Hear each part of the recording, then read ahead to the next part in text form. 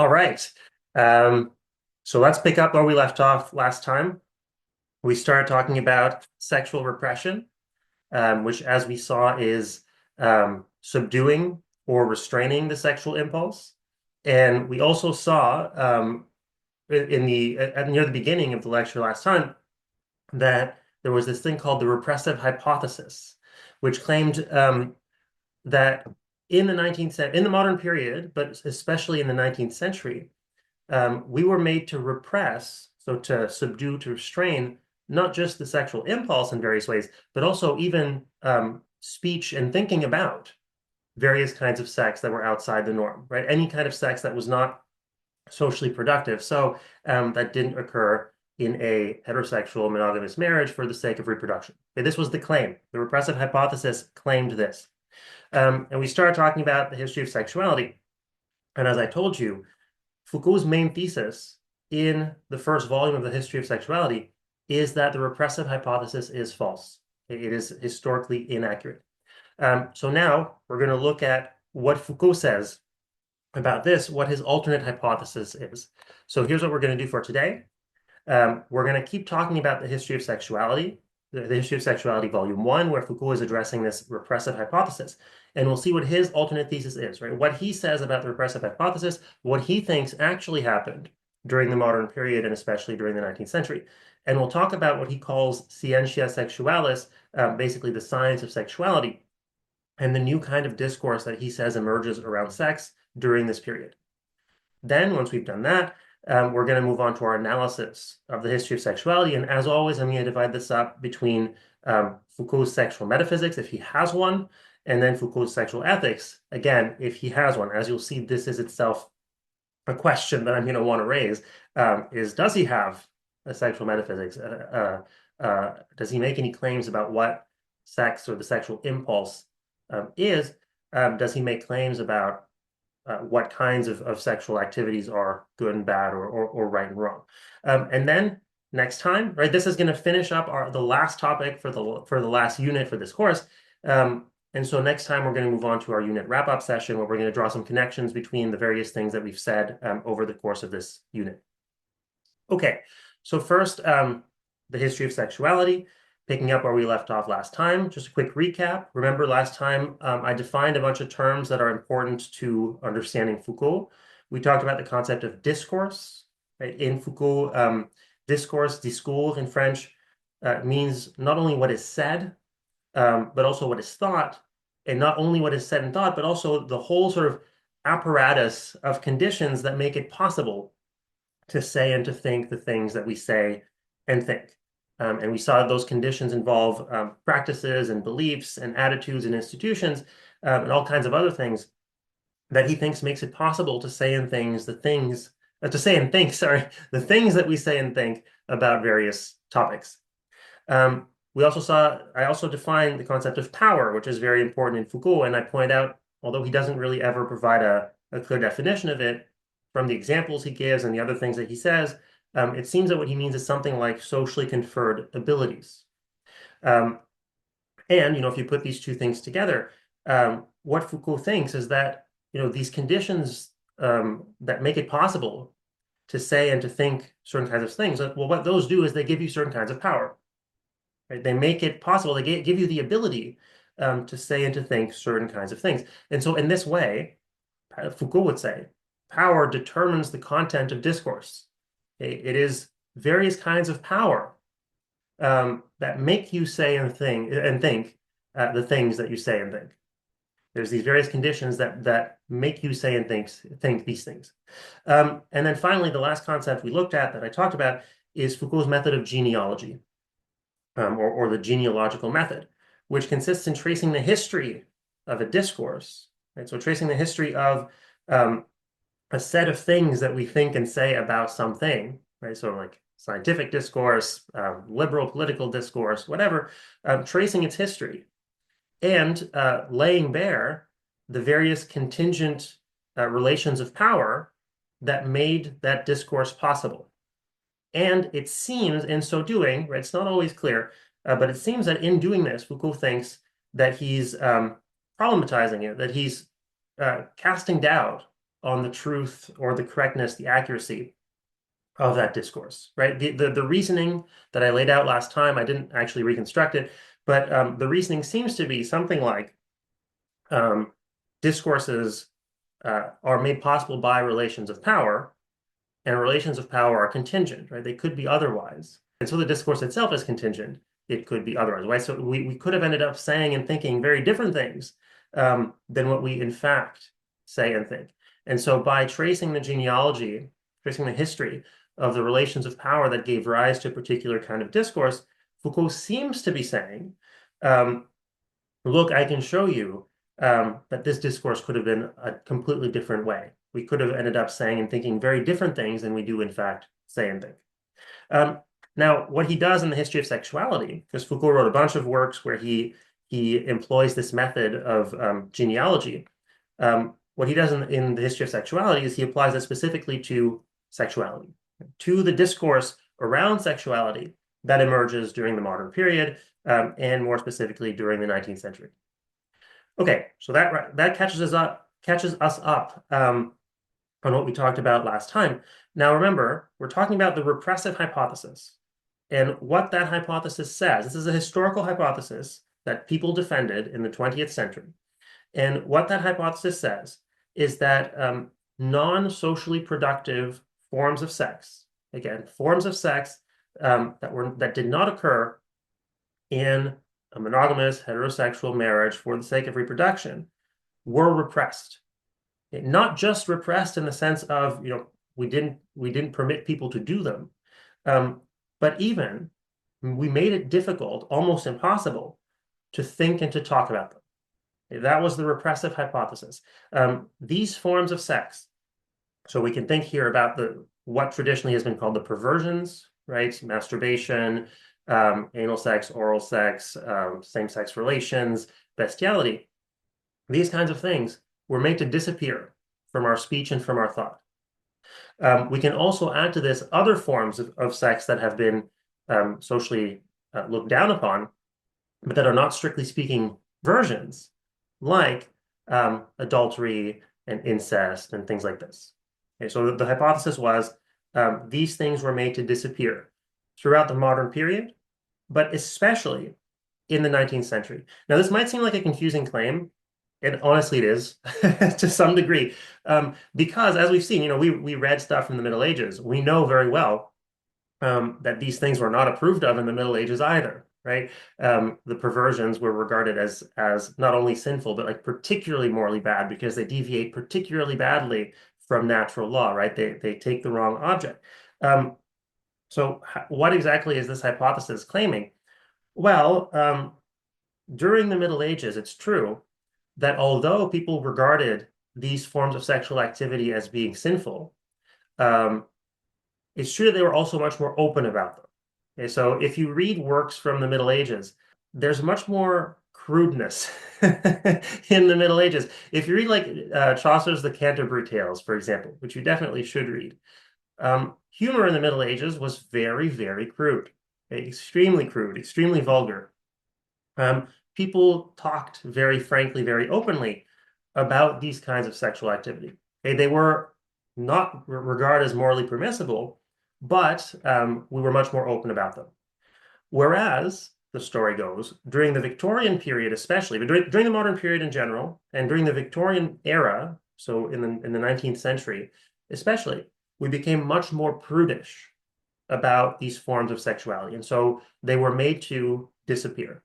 You couldn't talk about them. You couldn't even bring yourself to think about them. They were so scandalous, right? We saw this kind of attitude in Kant. Kant says you shouldn't even talk about these things. So that seems to be the hypothesis, that although we were more open about sexuality in the Middle Ages, we became much more repressed in various ways, much more prudish during the modern period, and especially during the 19th century. This was generally speaking the idea. Now, Foucault thinks that this is all wrong. So he thinks that it's historically inaccurate, this claim about talking and thinking about sex outside of marriage disappearing in the modern period. So here's what he says. Here he's telling you what the general hypothesis of the entire book is going to be. Okay. He says, let's put forward the general hypothesis of this work. And again, I have modified, as you can see at the bottom there, I have modified this translation a little bit. There were some little inaccuracies that I wasn't super happy with. So the general hypothesis of the work, he says, is that the society that emerged in the 19th century, okay, whether you want to call it bourgeois society, capitalist society, industrial society, whatever, did not confront sex with a fundamental refusal of recognition. Okay, so in other words, the repressive hypothesis is false. That is the central thesis of the first volume of the history of sexuality. On the contrary, Foucault says, what it did is that it put into operation an entire machinery for producing true discourses about it, okay, about sex. Not only did it, at this period, talk about sex a great deal and compel everyone to do so, it also set out to articulate the settled truth about it, as if it suspected sex of harboring a fundamental secret, as if it needed this production of truth, as if it was essential that sex be inscribed not only in an economy of pleasure, but in an ordered system of knowledge. Okay, so the idea is we do not silence sex that is not for the sake of reproduction. In the modern period, and especially in the 19th century, actually what happens is we talk about it more than ever. And what Foucault says is we are compelled to talk about it. Right? That's what he says in the second paragraph there. In other words, various forces, various relations of power make it such that we must talk about it. Right? There is an incentive to talk about it. Okay, so what does he have in mind here? What does he mean by this entire machinery? Right? He says it put into operation an entire machinery for producing true discourse about it. What is he talking about? Well, he's talking about medicine and biology and sexology and psychoanalysis. Okay, these were new discourses that emerged during the modern period, slowly, medicine first, biology and medicine, modern biology and medicine begin early on in the modern period, and then sexology and psychoanalysis much later into the 19th century. And what these amount to is a whole machine that produces more discourses about sex.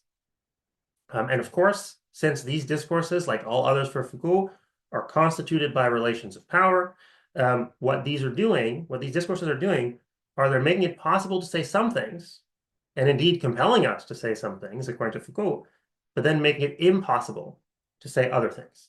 Okay, so preventing us from saying other things. Right. So again, from Foucault's perspective, the modern view, the Enlightenment view, that we can just set aside the shrouds of religion and tradition and then get at the truth, right? Just set aside those relations of power and get at the truth is false. Foucault thinks that any attempt to articulate the truth about something is constituted by relations of power. So what you're actually doing from Foucault's perspective is replacing some set of relations of power, right, the power of the church during the medieval period, with a new set of relations of power. Here, the power of institutionalized science, as well as democratic institutions, whatever. Right. So power for Foucault is both positive in the sense that it does things, and negative in the sense that it prevents things. And as I pointed out last time, to whatever extent it's negative, that's just the flip side of a positive power, right? My inability to do things is somebody else's positive ability to stop me, right? The government's positive ability to stop me, and so on. Okay, so suddenly, he says, in the modern period, and especially in the 19th century, we are talking more about sex than ever, according to him. Okay, so the repressive hypothesis is not just incorrect, like it's got things backwards. We used to talk about sex much more crudely, but we talk about it a whole lot less. Now we talk about it a whole lot more, and not just sex. What Foucault is saying is that in the modern period, and especially in the 19th century, in the Victorian period, we see not just a proliferation of discourses around sex, we see a proliferation of discourses around sex that falls outside the norm. Okay, so we actually talk a whole lot more about, again, the traditional perversions, right, that we've talked about throughout this entire unit: masturbation, anal sex, oral sex, same-sex relations, bestiality, as well as other things that fall outside the norm. like incest, pedophilia, and paraphilias. Paraphilias, again, being various kinds of sexual attractions to like inanimate objects and things like this. So, as we saw with the rise of sexology in the 19th century, with Freud, what the sexologists did is they sat people down, right? And they asked them um, about their sexual practices, and they tried to learn more about all these different kinds of things that, according to the repressive hypothesis, nobody was talking about, that we couldn't talk about, that we couldn't think about, right? Foucault was saying, no, indeed, we could talk and think about them. We talked and thought about them more than ever. One thing that's different, though, is that we talked about them in a new way, right? Instead of the kind of crude, humorous way that we might have talked about them during the medieval period, we now talked about them in a much more serious scientific way, in very different settings, right? So it's true that it became very taboo to talk about these things in polite company, and that was a change in social mores. Um, but at the same time, we talked about a whole lot more in clinical settings and things like this. So what you get again, in keeping with this Foucauldian way of seeing things, is just a different configuration of power. Right? It used to be that there were some things that were possible to say and impossible to say, possible to think and impossible to think.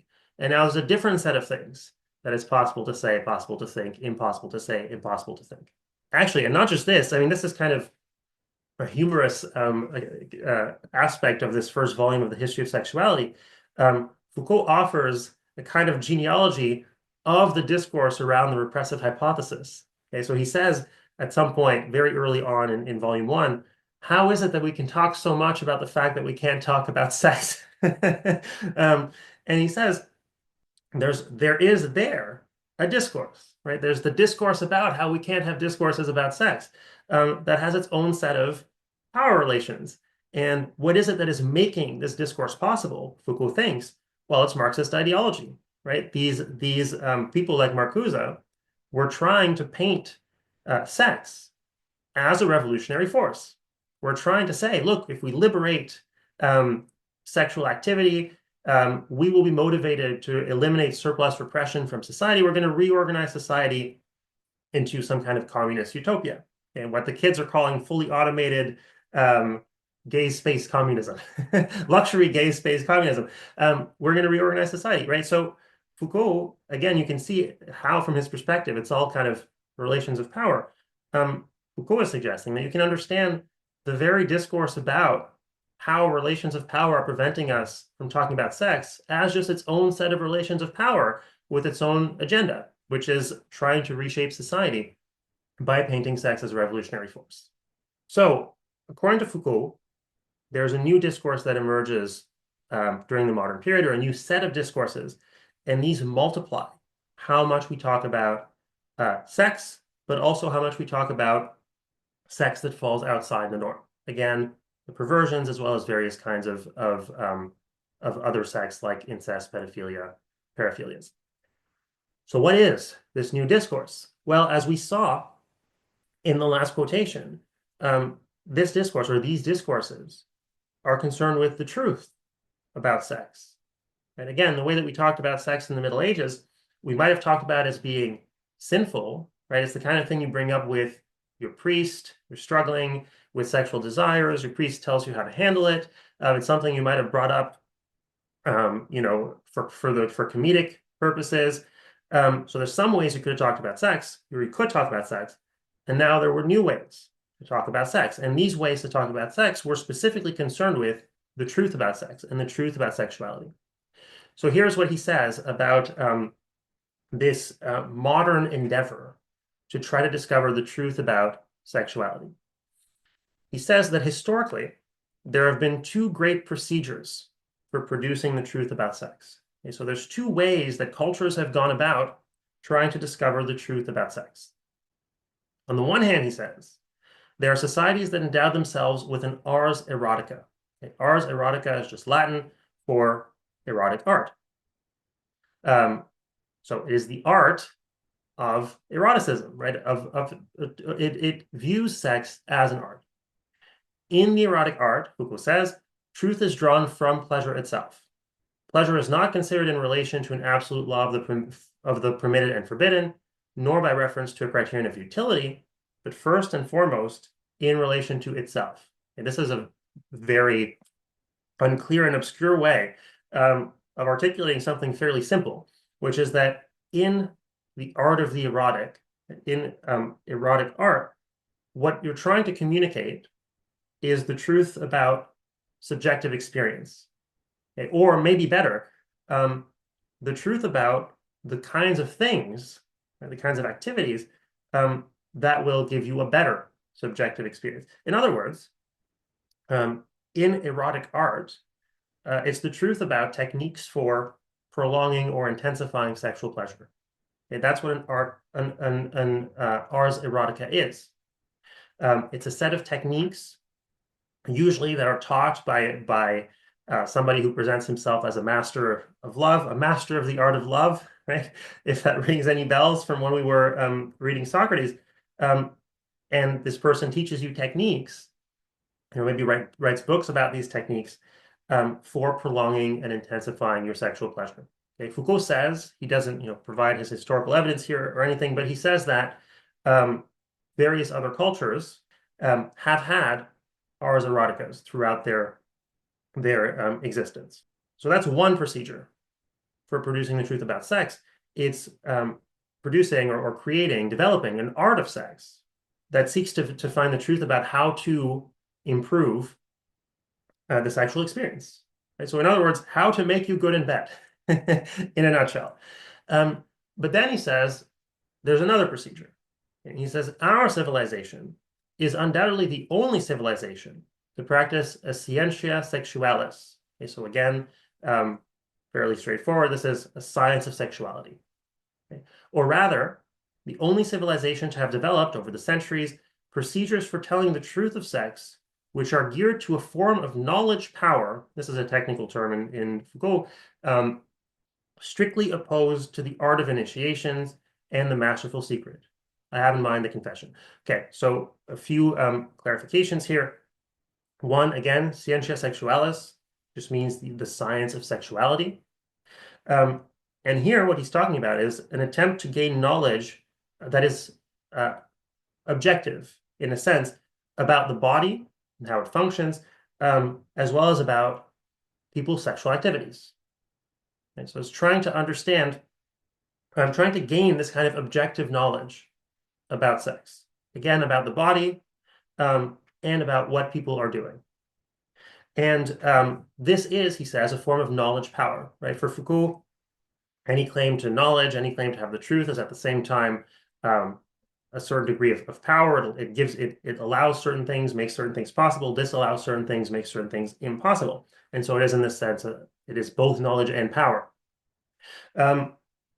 And he says, in a way, this is opposed to ars erotica, because in ars erotica, what happens is the master holds the truth, and he teaches you the truth about his techniques for sexual pleasure. Whereas, so in a way, it's top down. Whereas in scientia sexualis, the truth is held by the individual, who is then compelled to tell the truth to quote unquote the master, meaning here the medical professional, the sexologist, the psychoanalyst.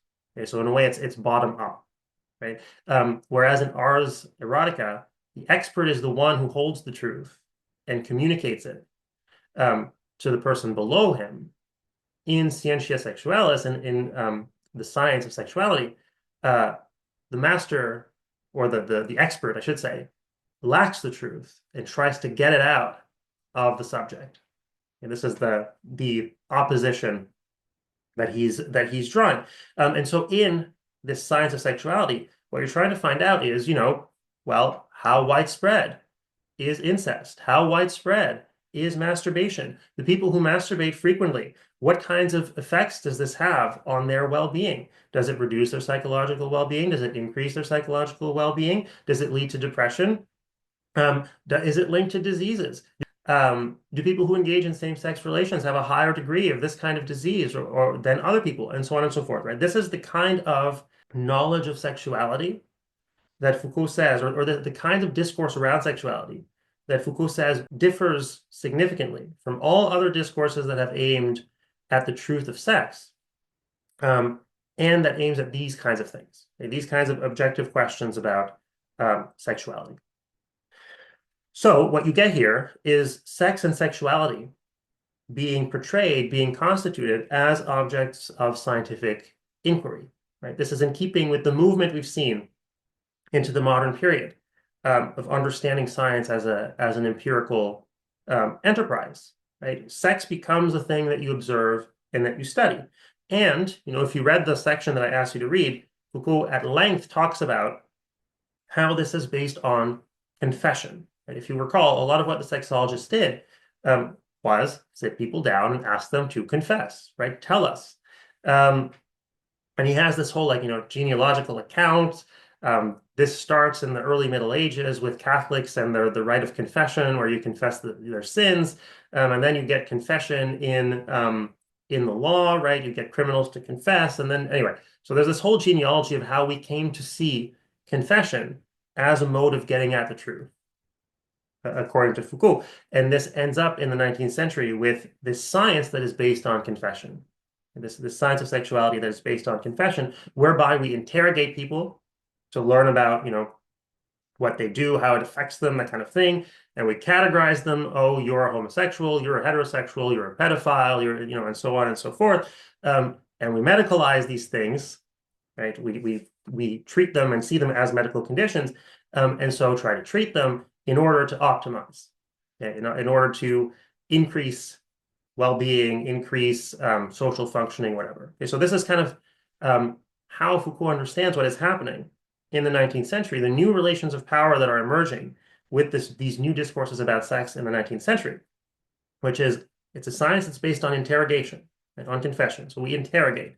By interrogating, we manage to categorize, right? We learn we form these new categories of people. Again, these include sexualities, right?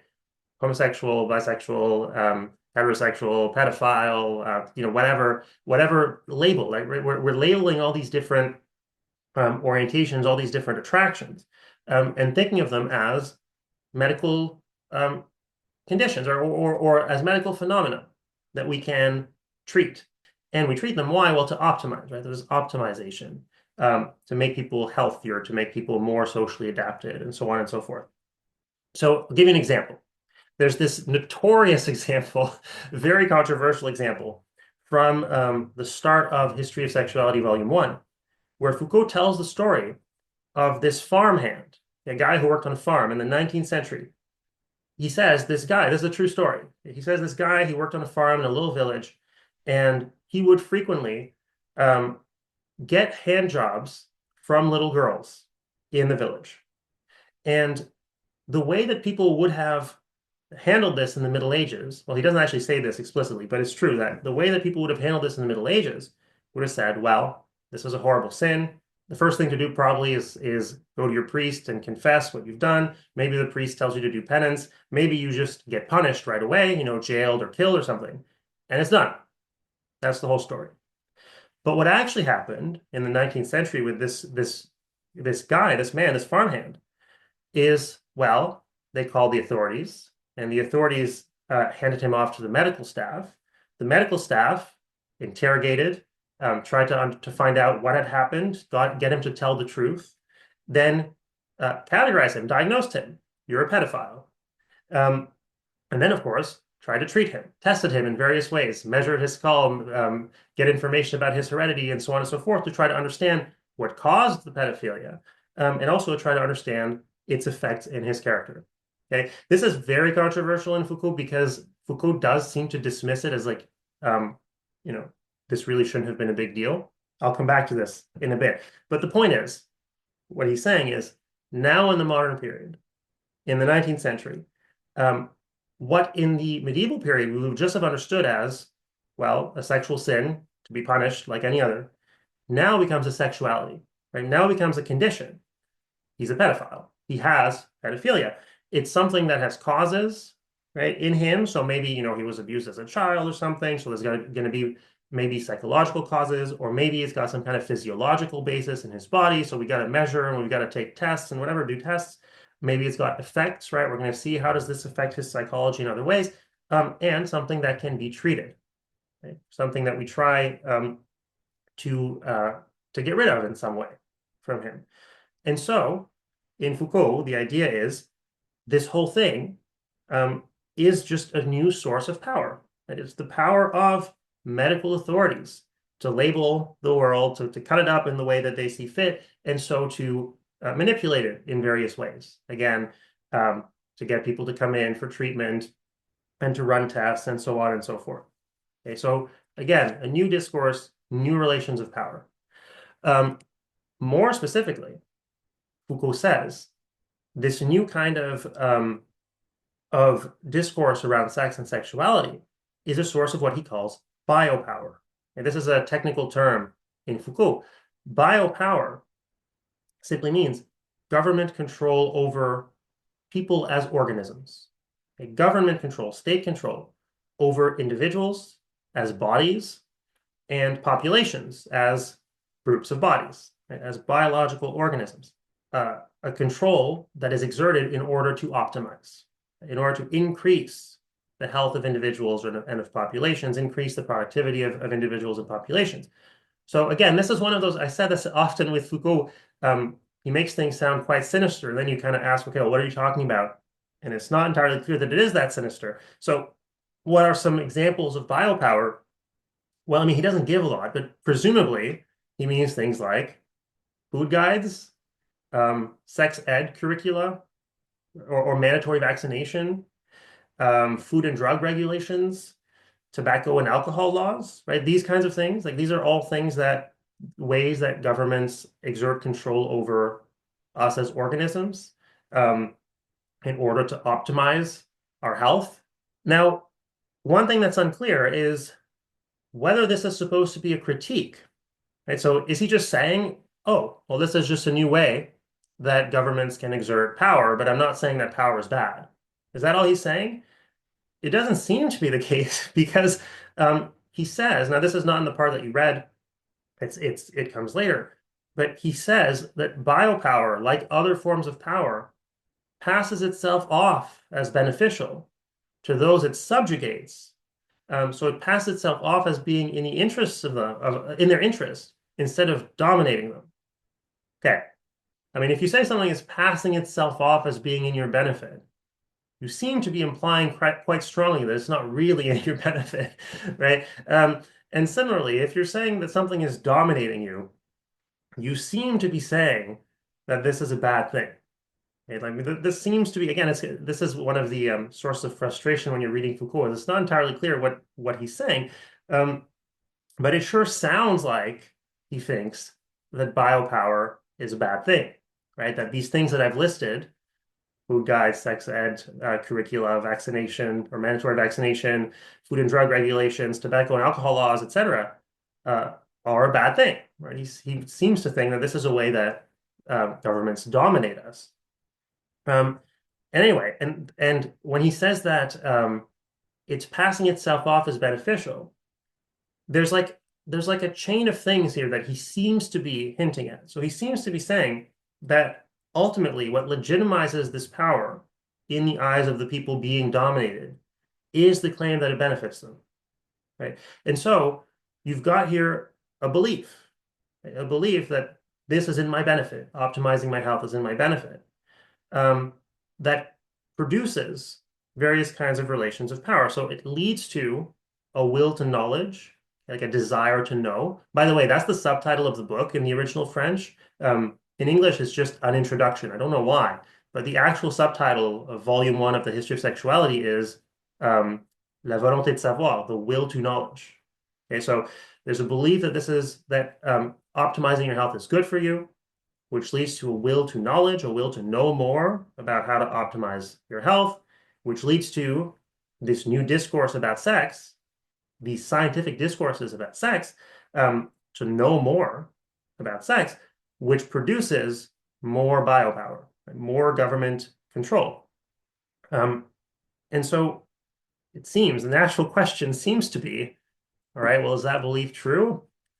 Is it true that health is in my benefit?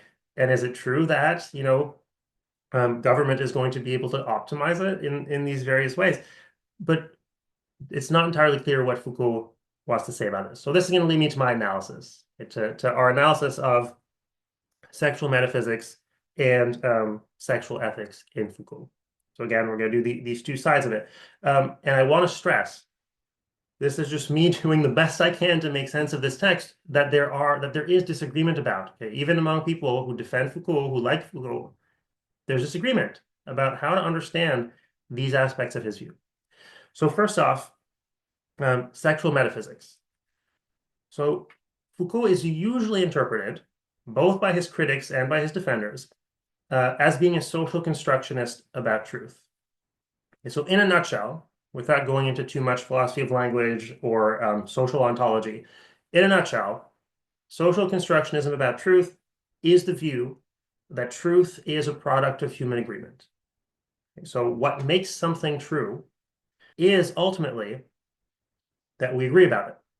Now, if that's all there is to it, and if it's true that all beliefs are a product of and come with various relations of power, you can see how for Foucault it's going to end up that truth is just a matter of power, right? Without getting into too much detail, because I'm not entirely sure how we can kind of clear this up, but you can kind of see how Foucault is going to end up saying that all claims to truth, given that there's no truth except what we agree on, and given that all claims to truth come with certain kinds of power, all claims to truth are nothing but power. Right? They amount to nothing else than the socially sanctioned ability to do certain kinds of things and to prevent certain kinds of things. Now, notice, it is completely uncontroversial that some facts are socially constructed. Okay, I gave you two examples last time. So I currently have a $2 coin in my backpack, like a toonie. It is completely uncontroversial that what makes that money is human agreement. Okay? It is by human agreement that we determine that this piece of metal counts as currency, right? And I can buy stuff with it.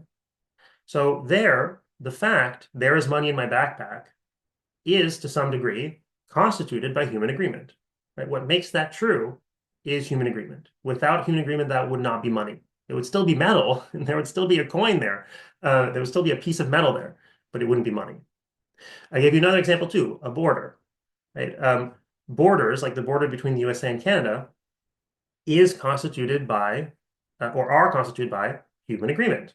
Right? What makes it a border is that we agree that it's a border. Is that we agree that on this side it's the US and on that side it's Canada. In the absence of human agreement, there would still be whatever geological features are there, or geographical features are there around the border, but they wouldn't be a border. You know, if I'm just standing at the border and I step over, what makes it true that I'm in the USA, and if I step back, what makes it true that I'm in Canada is human agreement, right? That's what makes these into different nations, and that makes the line between them a border. Okay, that's uncontroversial. Nobody disagrees about that. Nobody disagrees that those things would not exist in the absence of human agreement. But what Foucault seems to want to say, and what social constructionists seem to want to say, is that all truths are like that. Right? All truths are constituted by human agreement.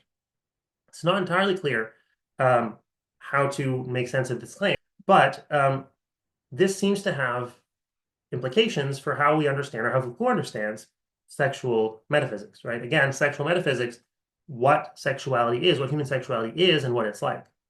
It seems that Foucault is committed to the view that there just are no truths about human sexuality or about the nature of sex that are independent of human minds. Right? They're independent, I should say, of human agreement.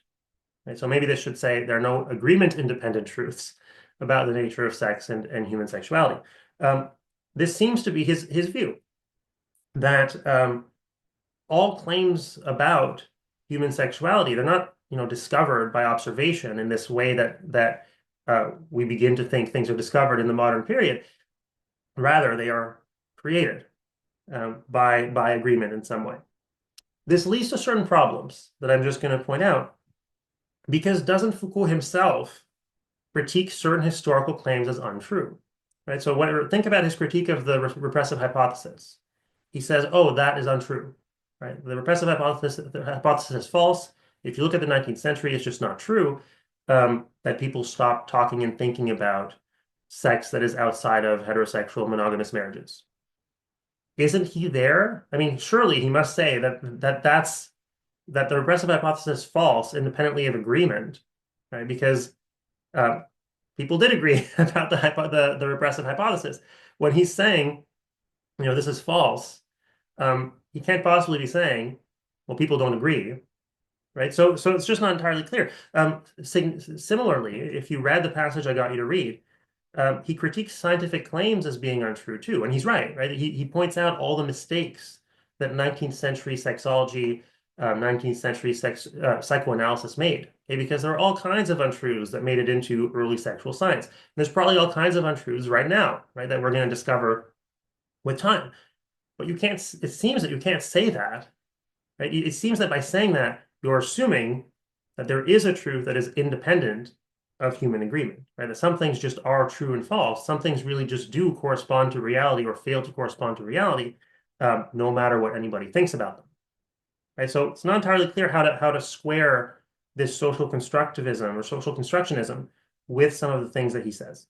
And sometimes it seems like he wants to say, well, before the 19th century, we just didn't have the concept, we didn't have the word sexuality, right? And that's true, right? We didn't have the concept of homosexuality in the way that we understand it now, where you're attracted to people of the same sex, and it's the only people you're attracted to, and so on and so forth.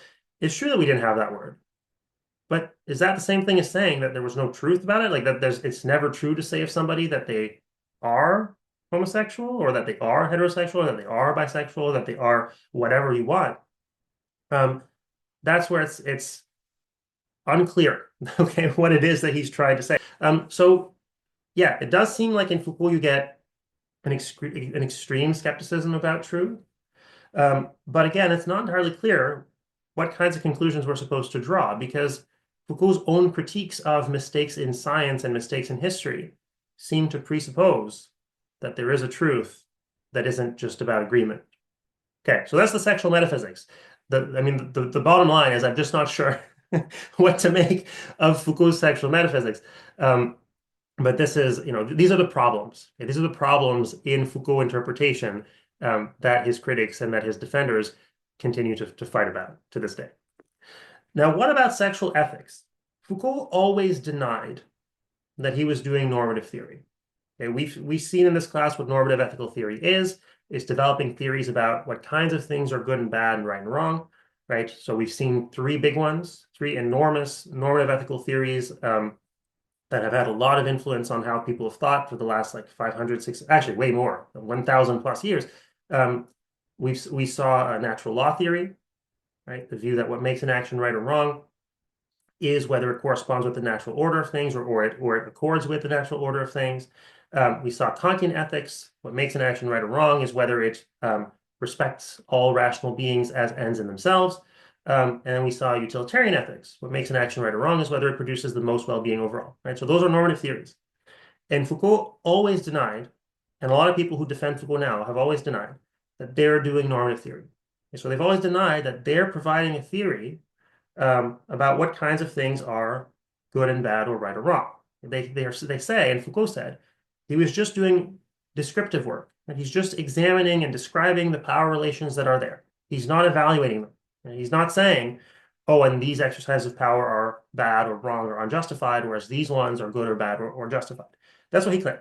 And so he was just doing social science, basically, right? Foucault was first and foremost a historian and a social scientist. He did some things that touched on philosophy, but he was not a philosopher by trade. Okay? He was a historian. He was actually a medieval historian by trade, by training. But at the same time, his social constructionism about truth seems to entail that there's also no agreement-independent truths, right? Truths that are independent of human agreement about ethics, right? It seems to entail what you could call moral nihilism, right? The view that there just isn't anything that's good or bad or right and wrong, independently of what we agree to.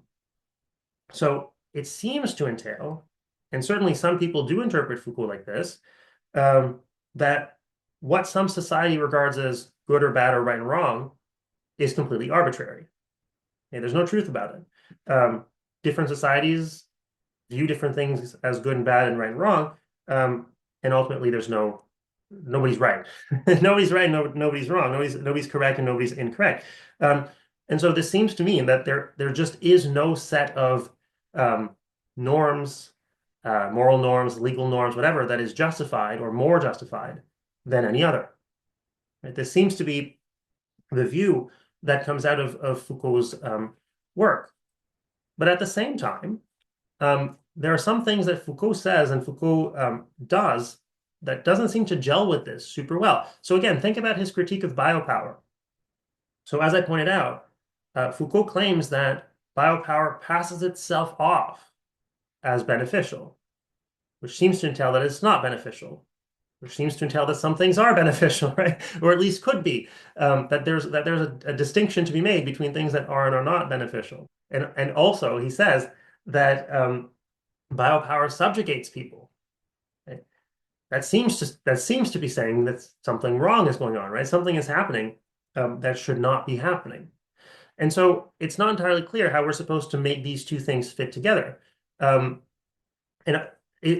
are there for Foucault some kinds of power that are justified, or are they all unjustified, or is it all arbitrary and nothing's either justified or unjustified? Is there in Foucault some things that are good, or are there in Foucault some things that are good and some things that are bad? Or is everything equally good or bad, or is nothing good or bad, right? So when he says that biopower passes itself off as being beneficial, I mean, are you saying that health is not good? Um, or are you saying that, like government control does not conduce to health? It's not entirely clear which one of those two things we're supposed to think. So Foucault was an activist, and he took part in the sexual revolution, and he was part of, this movement to try to give sexual minorities the freedom and the legal right, be in relationships with each other and not to be oppressed by the government, not to be jailed over it and things like this, right? So he seemed to have been concerned with justice. And so he seems to have thought that some forms of government control over sexuality, for example, were unjustified, right? In this respect, he seems to be agreeing with liberals, right? Like John Stuart Mill that we've seen, and like contemporary Kantians who think that, what people want to do with consent, rational, uncoerced, undeceived consent, is none of anybody's business. But that's a normative claim, right? That's a claim about what's good and bad and right or wrong. And so in that case, it seems that he can't just be a social constructivist who says that it's all arbitrary, right? He seems to think that there are some things that are good or bad and right or wrong, independent of human agreement. So this is just a question that I guess I leave you with, if you're interested in Foucault. Does he think that any forms of power are more justified than others? Not clear. Does he think that anything is better than anything else? Not clear. Does he think that any degree of sexual repression is necessary?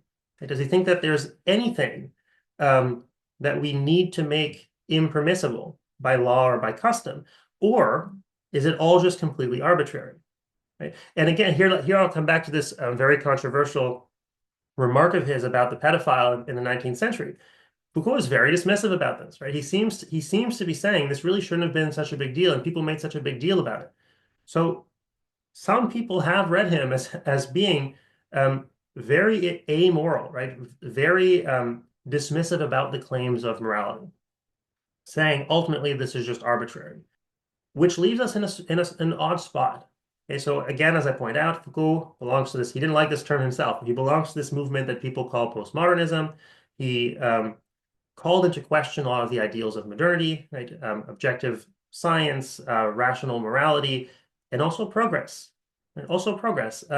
It's hard to see on this kind of account how the move from one set of social institutions, one set of moral norms to another can ever be progress.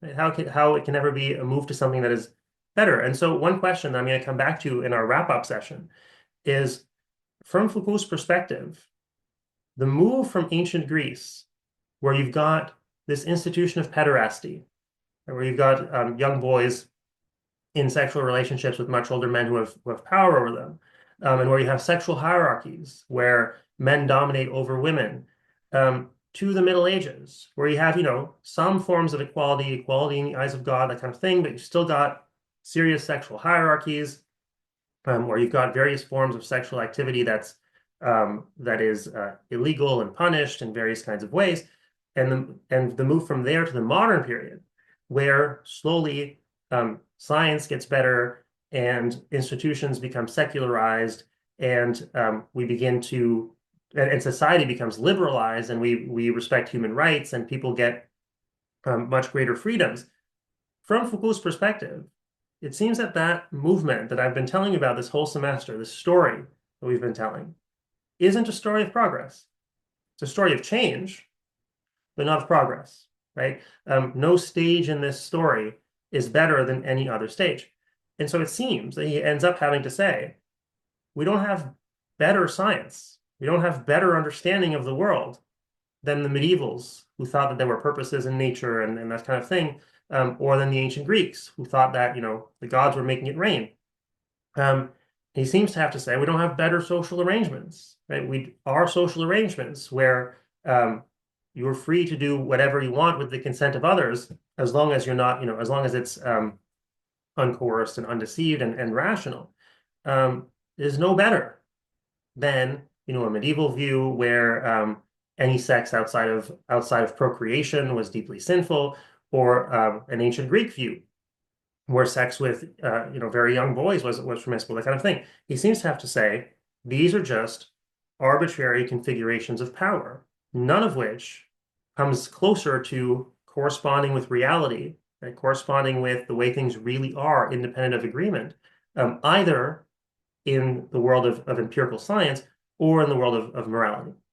That seems to be where he ends up. And so, to finish off and to do our usual, what ends up being permissible, impermissible, or obligatory, where does Foucault end up with this analysis, right? Like if you think about his critique of biopower and how arbitrary he seems to think moral norms are, like let's imagine a society where masturbation, this guy wants to masturbate. Masturbation is considered to be morally permissible, and where sex outside of marriage, say he wants to have sex with this lady who he's not married to, maybe actually he's even married to somebody else who wants to engage in adultery with her, or have oral sex or anal sex with her, and where same-sex relations, if he wants to have sex with this man, or where even sex with children, or he wants to have sex with this child, or with animals, is permissible. Imagine a society where it's considered that all of these things are permissible. Foucault seems to think, or seems to have to say, that that is no better and no worse than a society where all those things are impermissible. And no better and no worse than a society where all those things are obligatory, right? Like we can imagine a society where there's like, I don't know, like as in ancient Greece. I mean, in ancient Greece, and actually in a great deal of societies worldwide, there were rights to have sex with your slaves, right? Like if you have a slave, and lots of these societies were slave societies, it was within your rights to have sex with your slaves. Foucault seems to not to have the tools to say any of these societies is better or worse than any of the others. They're all just arbitrary configurations of power. Seems to be where we end up.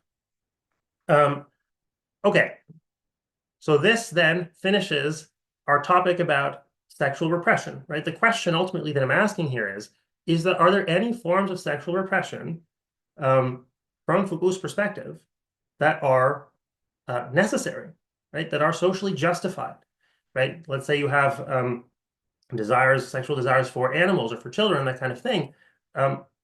Does Foucault have the tools to say, well, that should clearly not be morally permitted, or does he not? Now, let's finish off, as always, with a recap. So again, Foucault's main claim is that the repressive hypothesis is false. And that's the main claim of the entire first volume of the History of Sexuality.